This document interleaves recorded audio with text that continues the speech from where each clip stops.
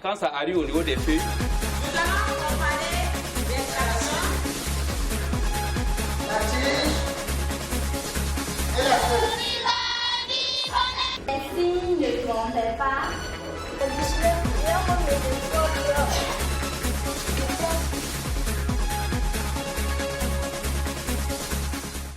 Chers téléspectateurs, chers élèves, bonjour. J'ai le plaisir de vous présenter aujourd'hui un cours d'histoire inscrit au programme de la terminale portant sur la première leçon du chapitre 3 relative aux causes de la décolonisation de l'Afrique. Sans plus tarder, nous allons noter au tableau le titre du chapitre et de la leçon suivi de l'introduction. Il s'agit donc chapitre 3, la décolonisation de l'Afrique.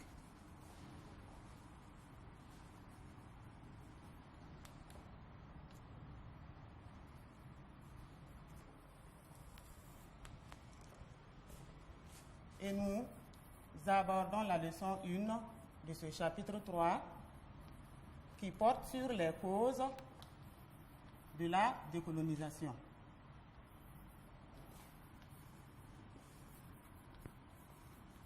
Les causes de la décolonisation. Introduction.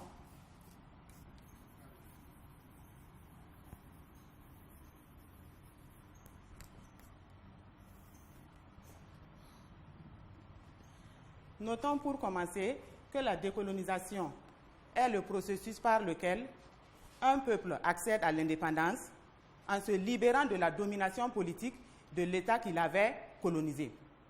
C'est ainsi qu'au lendemain de la Deuxième Guerre mondiale, les peuples colonisés d'Afrique ont compris qu'ils doivent lutter pour leur émancipation, d'où la naissance des mouvements nationalistes dans les colonies. L'analyse des facteurs internes et externes de cette décolonisation de l'Afrique constituera la charpente de notre étude. Nous abordons maintenant la première partie de cette leçon consacrée à l'analyse des facteurs internes de la décolonisation. C'est le grand 1, les facteurs internes de la décolonisation. À ce niveau, nous disons qu'il y a plusieurs facteurs internes de la décolonisation. Et le premier facteur que nous allons expliquer porte sur les abus de l'administration coloniale. Donc, grand 1, petit 1, les abus de l'administration coloniale. Les abus de l'administration coloniale.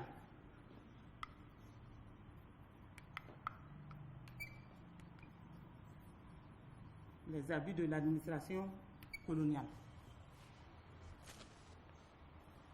Parlant d'abus de l'administration coloniale, nous avons plusieurs manifestations de ces abus. Au nombre de ces manifestations, nous avons d'abord les travaux forcés.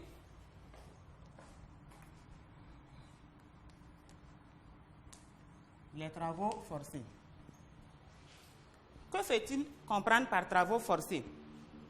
Les travaux forcés s'expliquent par le fait que le colon réquisitionnait des personnes et les contraignait à exécuter certaines tâches pénibles comme la construction des infrastructures de communication et à assurer le portage. Entendez par portage le fait que des personnes devaient porter sur leur tête des charges pesantes de marchandises et parcourir à pied de longues distances pour les acheminer vers une destination précise. Reconnaissons que ces tâches étaient physiquement endurantes et qu'elles étaient de nature à dégrader la santé des populations, ce qui les amenait du coup à se révolter. Parlant toujours des abus de l'administration coloniale, en plus des travaux forcés, nous avons les sévices corporels. Les sévices corporels.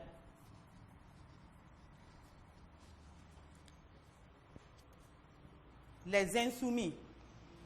Comprenez par insoumis les braves Africains qui avaient l'audace de s'opposer à l'autorité du colon étaient fouettés à sang, exactement comme à l'époque de l'esclavage, afin que cela serve d'avertissement pour les autres. Toujours parlant d'abus de l'administration coloniale, nous avons aussi les impôts pesants. Les impôts pesants. Par impôts pesants, il faut comprendre le fait que plusieurs types d'impôts étaient prélevés au sein des colonies. Nous avions, par exemple, l'impôt payé en nature, notamment en grains de céréales, et également l'impôt en espèces, comme l'impôt de capitation. Et au niveau de ces prélèvements, des abus ont été remarqués. En témoigne le cas de l'Office du riz à Madagascar. Un office avait été créé à Madagascar pour le prélèvement de l'impôt en nature, géré par des officiers métropolitains. Ces derniers ont prélevé plus que de raison, si bien qu'on a assisté à des situations de pénurie alimentaire au sein des familles malgaches. Et cela a amené les malgaches à se révolter. Quand nous observons l'un dans l'autre, toutes ces pratiques étaient des pratiques empreintes de barbarie que les populations ont jugées inhumaines et il ne manquait pas d'occasion pour le faire savoir par des révoltes un peu partout. Parlant toujours des abus de l'administration coloniale, nous devons également dire que ces abus se matérialisaient par un pillage systématique des biens des pays colonisés. Ce pillage se percevait à travers la confiscation des meilleures terres cultivables et à travers l'exploitation abusive des ressources minières et énergétiques. Les meilleures terres cultivables étaient confisquées des mains des paysans pour les besoins de l'économie de traite. Pour les besoins de l'économie de traite. L'économie de traite. Qu'est-ce que l'économie de traite?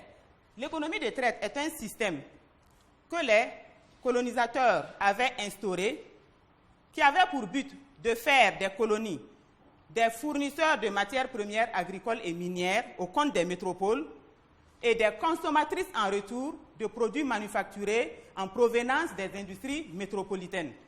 Ces terres avaient donc été arrachées des mains des paysans pour la culture des produits de plantation comme le café, le cacao, l'EVA, etc. Expliquons à présent le deuxième facteur interne de la décolonisation qui concerne le rôle des intellectuels. Donc c'est le grand 1 de le rôle des intellectuels. Le rôle des intellectuels. Le rôle des intellectuels. À l'époque, étaient appelés intellectuels les personnes qui avaient reçu l'instruction à travers l'école coloniale. À travers leurs discours engagés, ces intellectuels ont permis l'éveil d'un esprit nationaliste chez les colonisés en leur permettant de prendre conscience qu'ils doivent lutter par tous les moyens pour la défense de leurs droits et libertés sur tous les plans. À ce propos, nous avons le fameux discours du Ghanéen Kwame Nkrumah,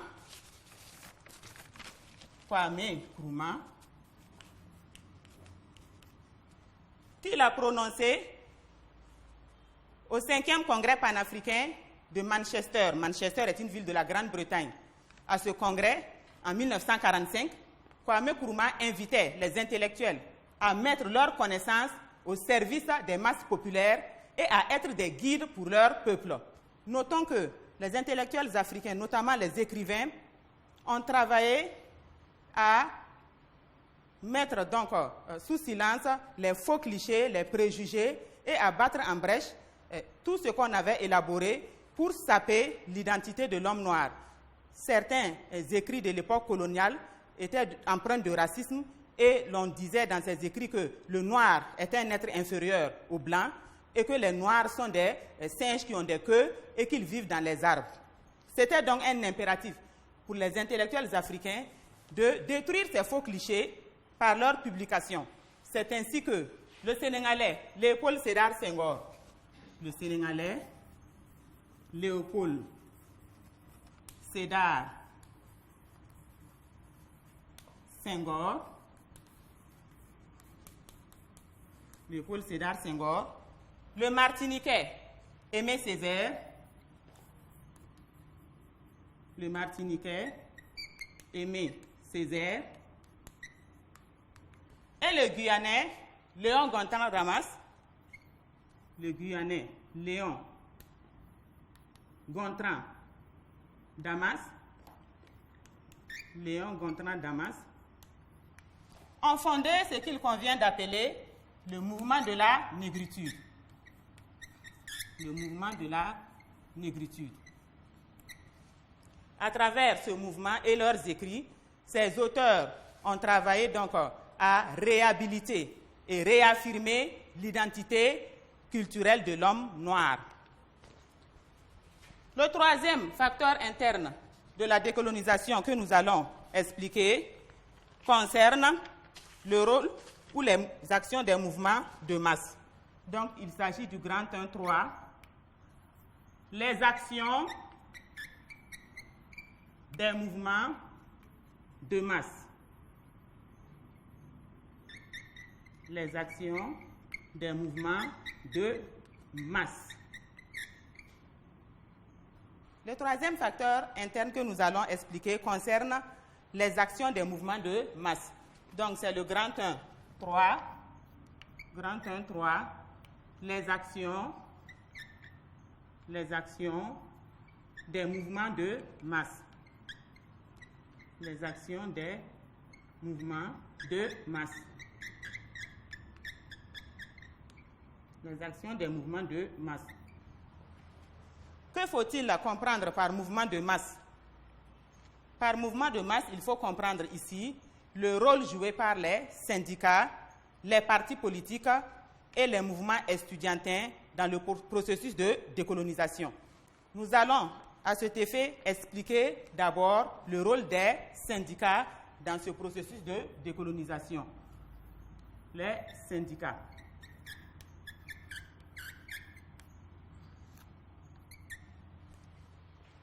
Comme exemple de syndicat, nous avions à l'époque le SAA. Le SAA. Le SAA est le syndicat agricole africain qui a été créé par l'Ivoirien Félix Houphouët-Boigny. En 1944. Donc la date de création c'est 1944 par Houphouët-Boigny. Houphouët-Boigny. Nous avons également l'UGTAN,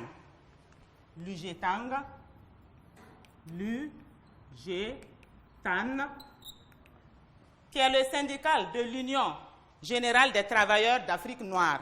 L'Union générale des travailleurs d'Afrique noire, créée en 1957 par le Guinéen Sékou Touré. Ces syndicats ont mené des luttes pour le respect des droits des travailleurs africains. Ils ont aussi mené des plaidoyers pour une abolition des travaux forcés.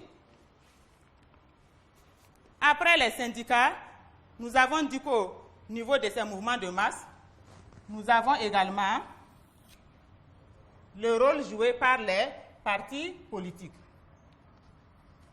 Le rôle des partis politiques. Le rôle des partis politiques. Comme parti politique d'envergure, nous retenons ici le RDA. Le RDA. Le RDA, qui est le Rassemblement démocratique africain.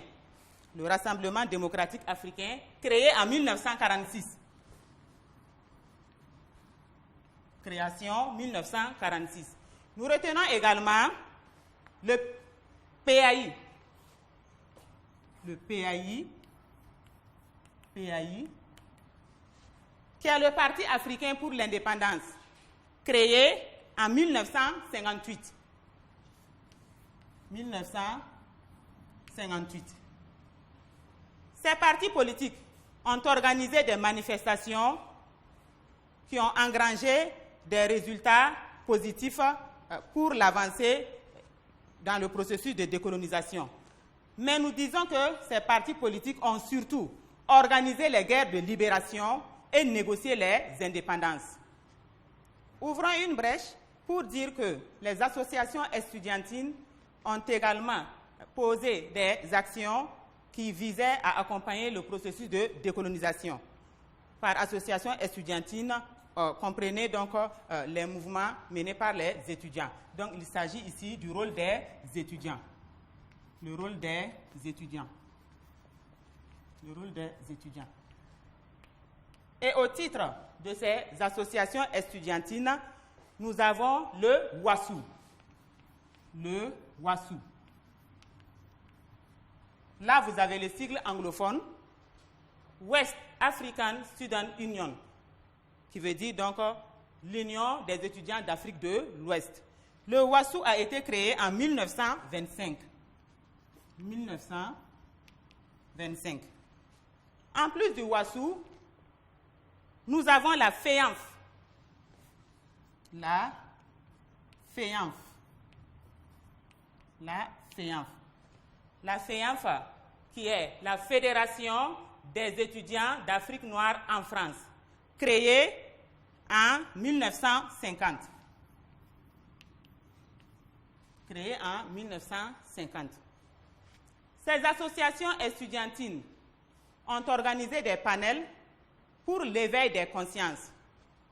Elles ont organisé des panels.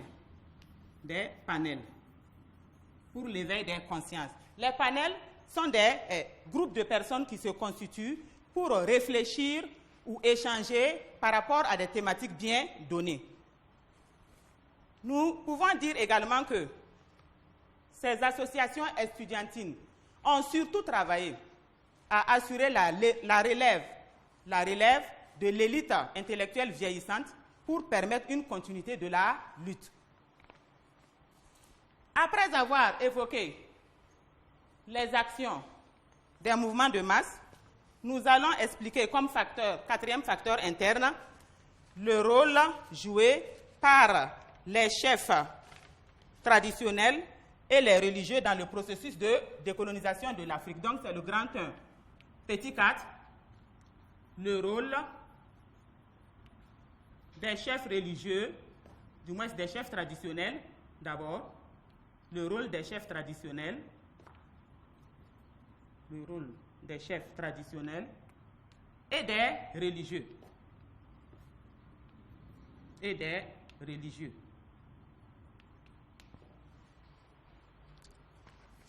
Évoquons d'abord le rôle des chefs traditionnels. Sachant que ces chefs traditionnels étaient des interlocuteurs auprès du colon pour les revendications de leur peuple. Ils ont surtout fait des plaidoyers pour un assouplissement du joug colonial, notamment pour la suppression des travaux forcés.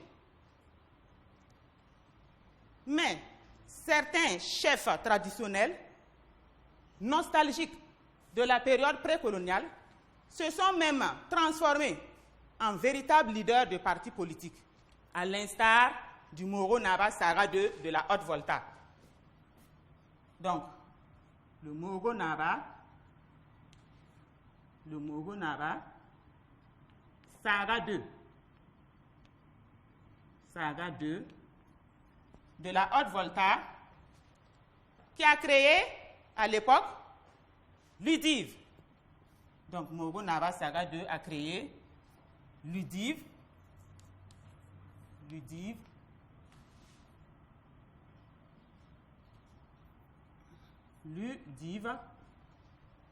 qui est l'Union pour la défense des intérêts de la Haute-Volta. L'Union pour la défense des intérêts de la Haute-Volta en 1945.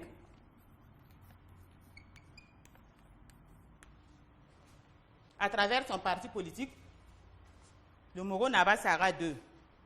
demandaient une suppression des travaux forcés, comme nous l'avons dit plus haut, et réclamaient surtout la reconstitution de la Haute-Volta, disloquée en 1932.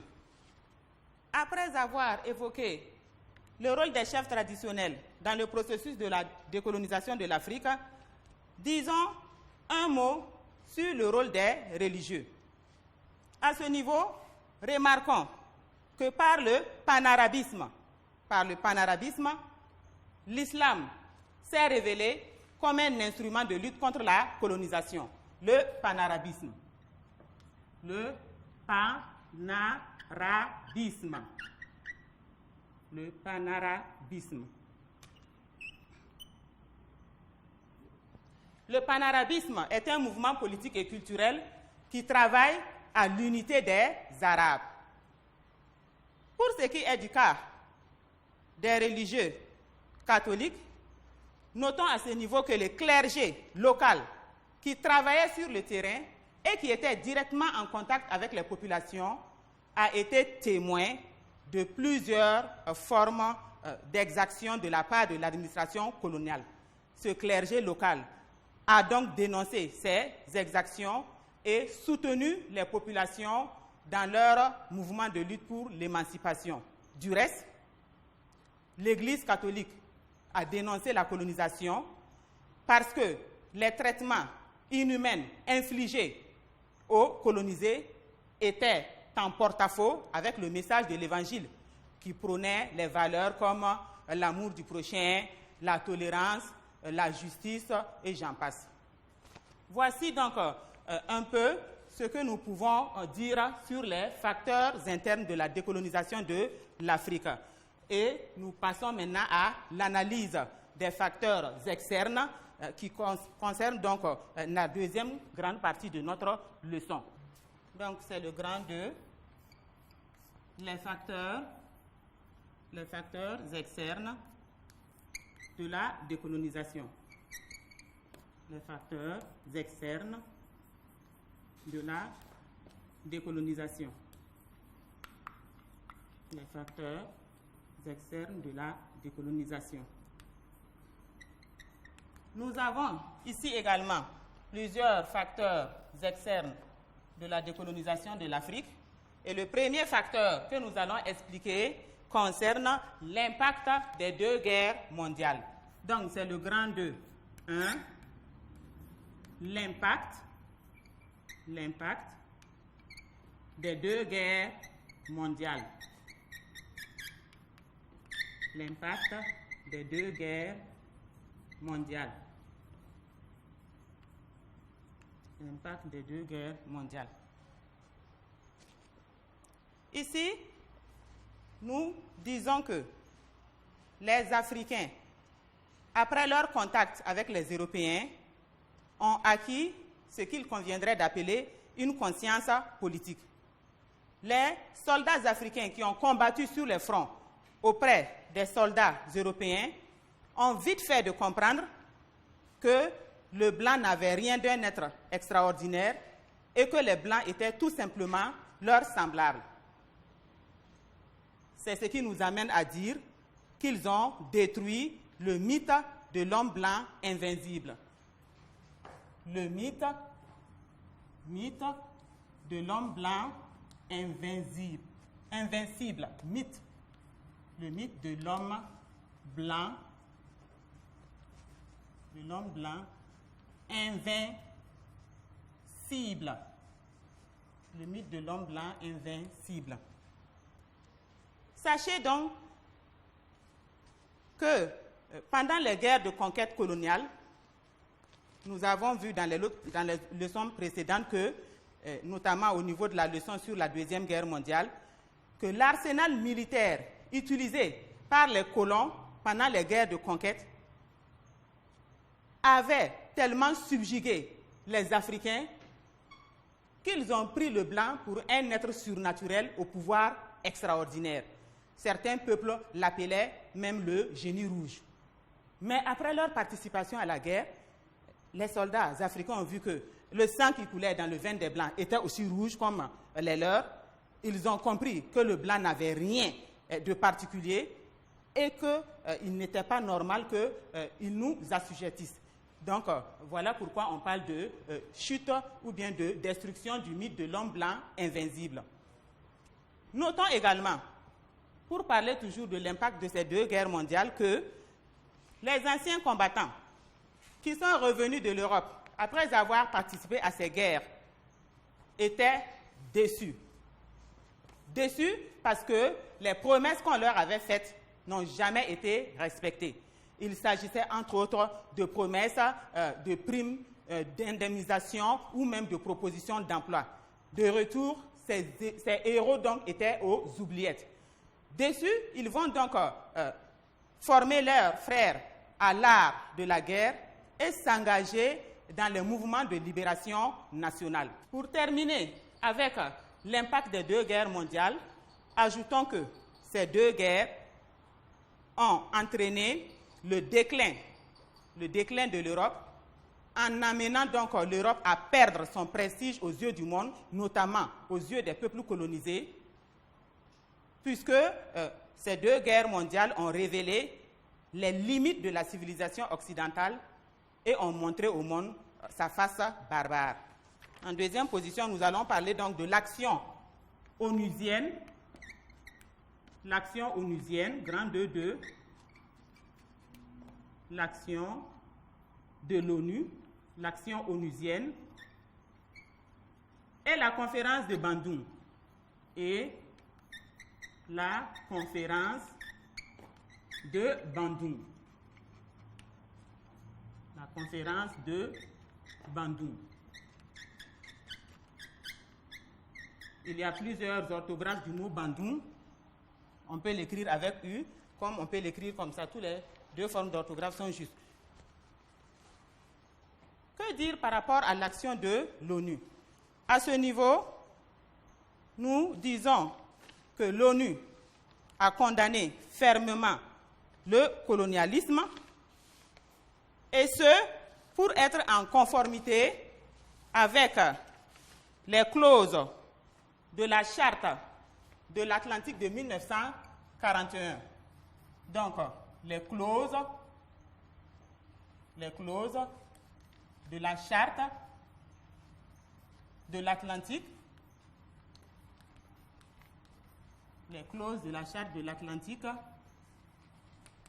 de 1941.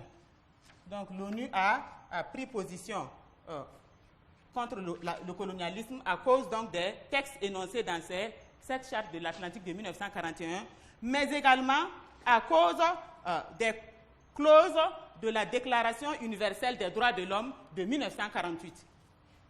Donc, la déclaration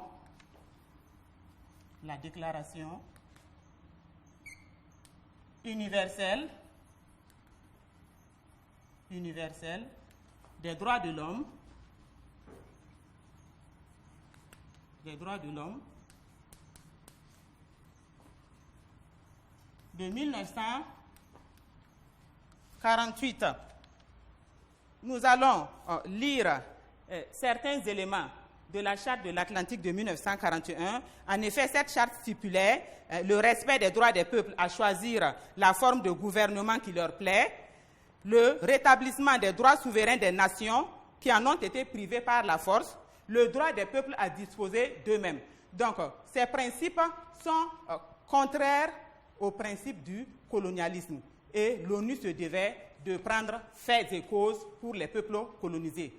C'est d'ailleurs pour cela qu'elle a créé un conseil de tutelle qui a facilité et accompagné les pays africains dans leur marche vers l'indépendance. Le conseil de tutelle de l'ONU, ayant terminé sa mission, n'est plus fonctionnel de nos jours. Que dire de l'impact de la conférence de Bandung? La conférence de Bandung s'est tenue, il faut le préciser, en 1955. La conférence de Bandung s'est tenue en 1955. Et cette conférence a servi de tribune pour les pays du tiers-monde pour afficher leur neutralité dans le conflit idéologique qui opposait les États-Unis d'Amérique à l'Union soviétique. Mais cette conférence a également permis aux pays du tiers-monde de fédérer leurs forces et de prendre des résolutions pour l'accompagnement de tous les pays qui étaient donc en guerre contre le colonialisme et en marche pour leur émancipation. Après l'analyse du deuxième facteur externe de la décolonisation, nous allons à présent parler du rôle des grandes puissances dans le processus de décolonisation. Comprenez par grande puissance ici le rôle des États-Unis d'Amérique et de l'URSS. C'est le grand 2, 3. Le rôle des grandes puissances. Le rôle des grandes puissances.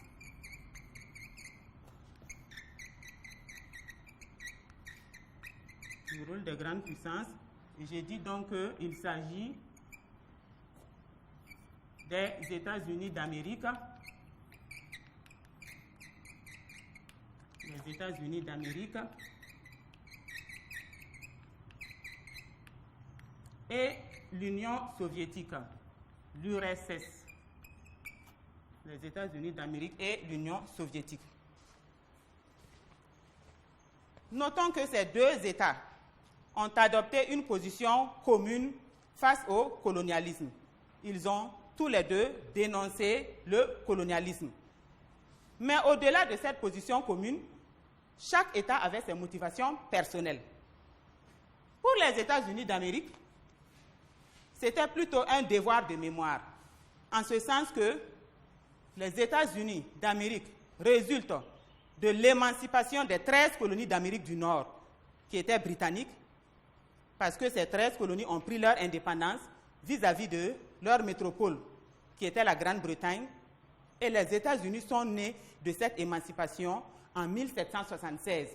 Donc, les Américains étaient mieux placés pour comprendre les sentiments des Africains. En dehors de ce devoir de mémoire, les États-Unis d'Amérique soutenaient la décolonisation pour détruire, on va dire ça comme ça, détruire le monopole commercial que les métropoles avaient instauré au niveau des colonies. Les grandes métropoles, comme la France et la Grande-Bretagne, qui avaient des colonies en Afrique, avaient donc monopolisé le marché au niveau de ces colonies. Pour les États-Unis, en soutenant la décolonisation, ils pourraient éventuellement avoir à son tour des débouchés commerciaux en Afrique. Et comme troisième motivation, les Américains voulaient effectivement barrer la route au communisme, empêcher que les jeunes États indépendants d'Afrique ne basculent dans le communisme. Que dire de la position de l'Union soviétique? Pour l'Union soviétique, c'était d'abord une question de principe. Le socialisme qui prône l'égalité entre les hommes et prône la justice et le respect de l'homme dans sa dignité était bien sûr en porte-à-faux avec le colonialisme.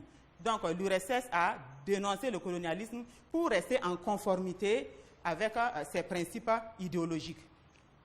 Mais ajoutons également que l'URSS soutenait la décolonisation pour éventuellement faire des jeunes États africains indépendants des partenaires, en ce sens qu'elle trouvait donc une opportunité de pouvoir étendre son influence au niveau de ces jeunes États africains. Voici donc de façon assez précise ce que nous pouvons dire par rapport aux facteurs externes de la décolonisation de l'Afrique. Et ça nous amène du coup à conclure notre leçon de ce jour. En conclusion, donc je disais, nous pouvons retenir simplement que,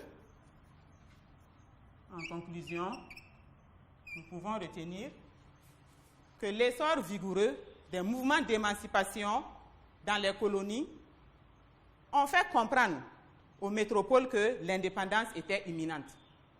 L'indépendance était imminente, mais cela ne nous empêche pas de préciser que les formes d'accession à l'indépendance étaient diversifiées en fonction du type de colonie et du type de système colonial. Ça n'est fini de notre cours d'aujourd'hui, qui, j'espère, vous a été bénéfique à plus d'un titre. Je vous remercie pour votre attention et portez-vous bien.